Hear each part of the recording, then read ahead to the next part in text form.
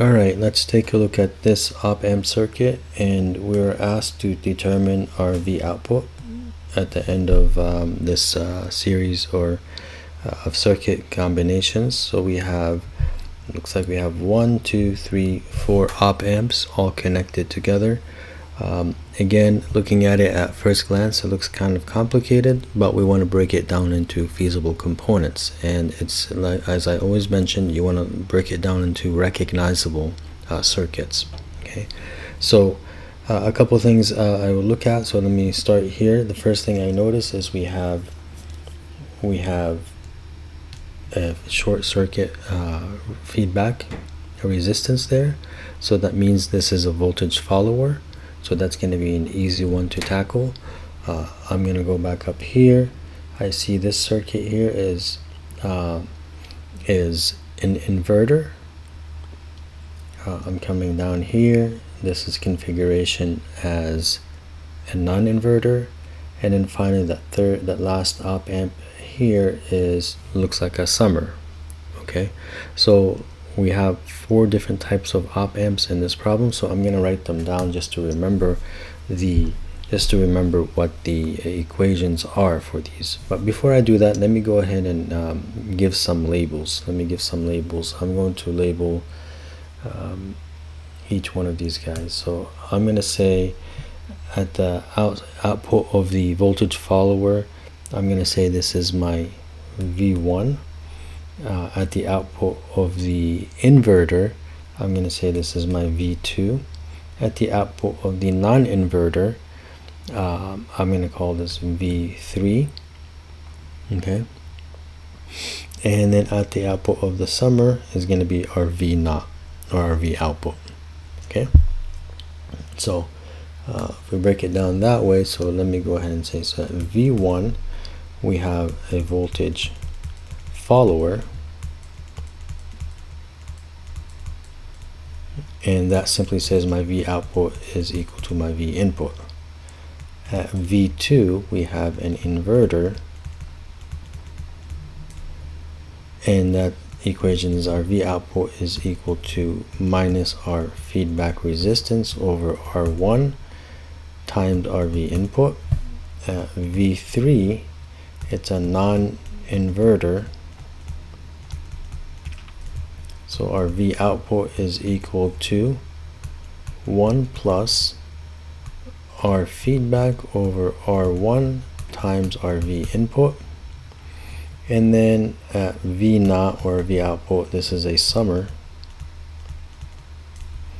so our V output is equal to minus RF over R1 times V1 plus RF over R2 times V2. And the reason we only have V1 and V2 because we only have two inputs coming into it here. Okay, of course the label is not going to be V1 and V2 based on how the convention I used. It's going to be V2 and V3, but just the general equation is given to you there to use. Okay, so our voltage follower, I'm going to highlight here. This is my voltage follower, is that first one there. So simply, I'm just going to simply write V1 equals 2.25 volts. Here. At V2 is going to be my inverter. So I'm going to take this guy. I'm going to say this is my inverter. So my inverter, this guy, is going to be V2. So I'm going to write that down here in the equation. So V2 is equal to minus RF over R1 times V input, and in that case it's going to be 20 minus 20 over 5, okay, times our V input is 1.5. So minus 20 over 5 times 1.5, and that's going to give me a minus 6 volts. Okay, so we got 2.25 volts there, 6.6 volts here, minus 6 volts here. So we got V1 and V2. V3, as I defined it here, is going to be my non-inverter. And so we have V3 here, like that. Okay, so V3, my non-inverter, I'm going to write it, I'll go ahead and write it here. So my non-inverter, the equation is going to be V3 equals 1 plus RF over R1 times V input. In this case, our V input is just going to be V1. So in this case, V input is just V1, which we solved for already. And our RF, so let's go ahead and type this in. So V3 equals 1 plus feedback resistance is going to be 50 over 30 times V1, which we said was 2.25.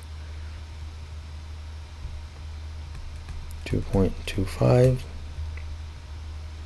and that will give us 6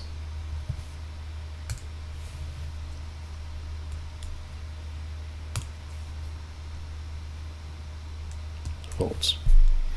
Okay, so now we got 6 volts. So let me go ahead and write this in here. So at V1 we got 2.25 volts.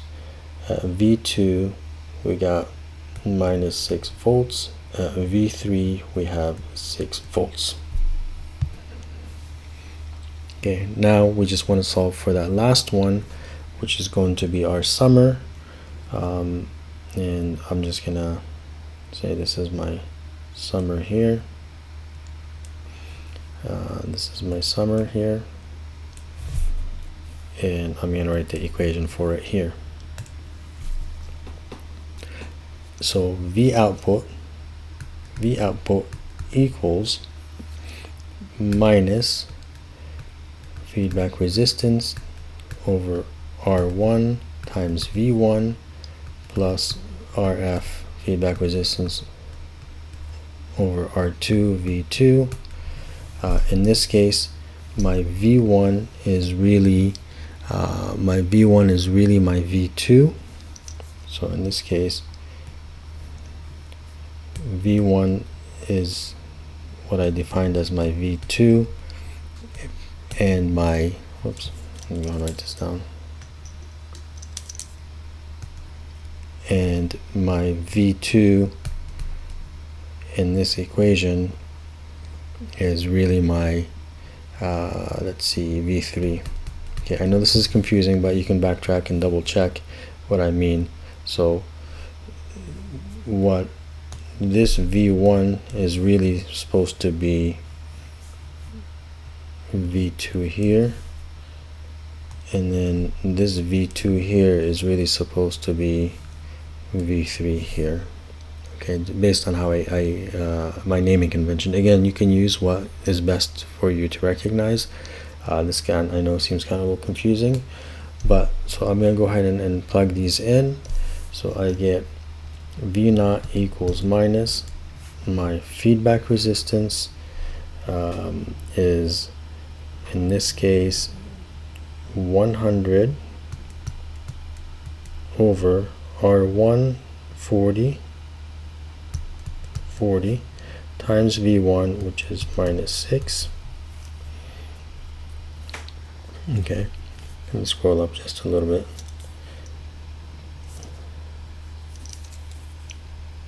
Plus 100 over 80 times 6.